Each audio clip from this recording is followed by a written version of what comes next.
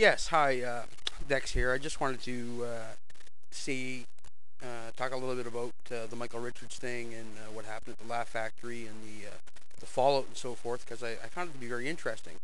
When I was, just watching TV there on the weekend, getting ready for the Great Cup, and this came across. Um, it's really surprising. Uh, but my first thought was, and it's sad, but my first thought was, holy shit, I can't believe Kramer, lost it. They had that, the camera phone video.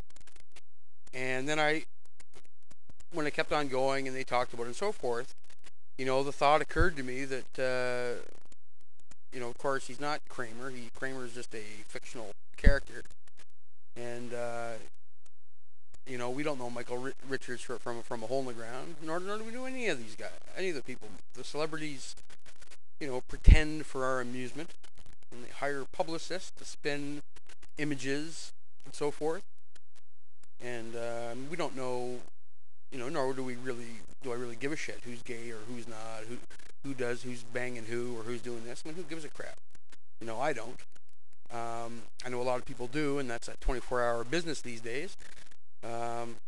But in terms of, people with moral indignation that, oh my God, I can't believe he would do it. Well, we don't know. We don't know.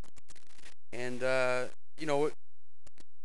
think a lot of it stems from, because mostly, he's basically been one of those guys. Michael Richards has been one of those actors who's basically had one shtick his whole career, from what I can see. Whether it was in Fridays, the old TV series, or the character in Young Doctors in Love, or he did a flick with Jeff Daniels, Trial and Error, and they're all basically the same guy, same thing. The gangly, bumbly, comic relief, irreverent doofus sort of thing that's kind of fun to watch, and all the rest of it. And I kind of found it's very similar. A lot of guys get caught in that trap. John Ritter, was known as Jack Tripper for so long. It's tough for him to do. He made a couple of movies on the outside, and nothing really took. He tried a pretty avant-garde turn in Sling Blade, which is pretty cool. But anyway, the whole idea of what we think we know about people and what they turn out to be is kind of interesting. I guess the other example would be Eddie Murphy. Anybody who's seen the videotape Delirious, when Eddie does a stand-up, and it's some pretty scathing, awesome stuff. But he let people know right off the get-go, if you're expecting buckwheat and Otay and all that crap, you came to the wrong show. This is Eddie Murphy stand-up. This isn't, the best of SNL or anything like that. But I just thought it was interesting. Afterwards, that the talk was, his career's dead, and this is going to happen, and all the rest of it. And obviously the Mel Gibson, thing comes up, and Mel said what he said, what he said, and he can blame the booze if he wants, but he said it. I think he believed, shit. The booze is the great truth serum, as it were.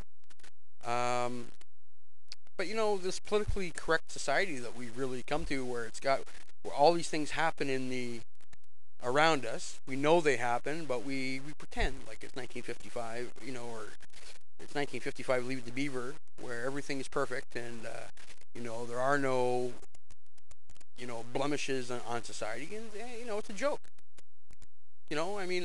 I said to my girl,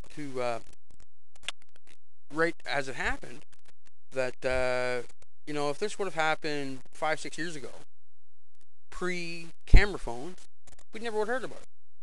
We never would have heard about it. It wouldn't be a story. There might be some story in the paper, but because there's no video evidence, I think it would have been spun using the same perceptions that the publicists and the media and the music videos and TV and movies and all that bullshit, mainstream bullshit, that perpetuates. And that would have been a character assassination, effectively.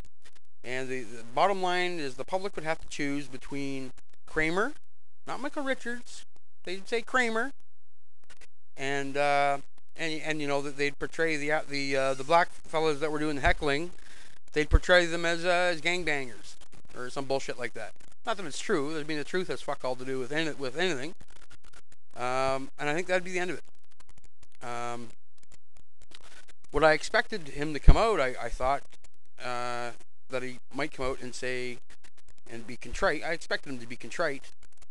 I expected him to say, you know, I'm sorry for losing my cool. I'm sorry for you know ranting and raving and all the rest of it. But it's obvious that you're a racist, Mike. You know, you had latent feelings, and when your button got pushed, you let it loose. That's what happened. You know, it's not like you didn't believe it, and then that came from nowhere. That's retarded. That doesn't make any sense whatsoever. So you had it was a latent racist thing creeping around, or a stereotype thing, if you want to be. You know, and just for once, you'd like to see someone come and say, yeah, I fucked up in that it was the wrong place.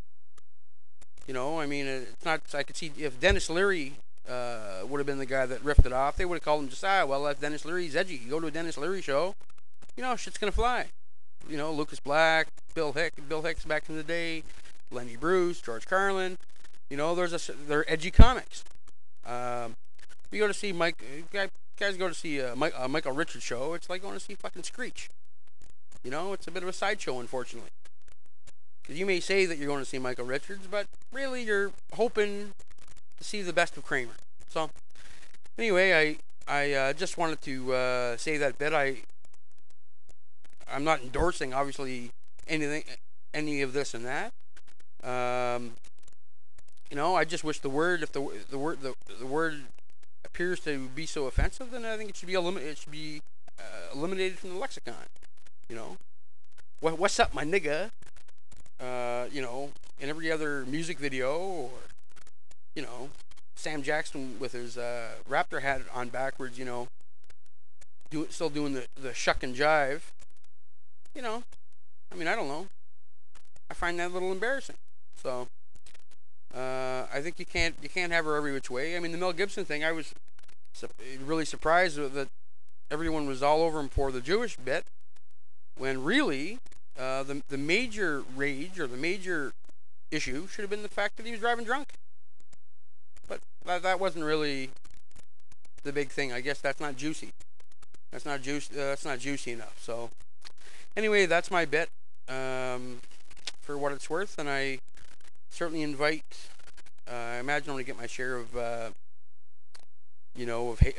haters on both sides of the aisle, and you know, whatever, that's fine. But I certainly invite a video response, and be just interested to know what people think. So thanks, and have a great day. See ya.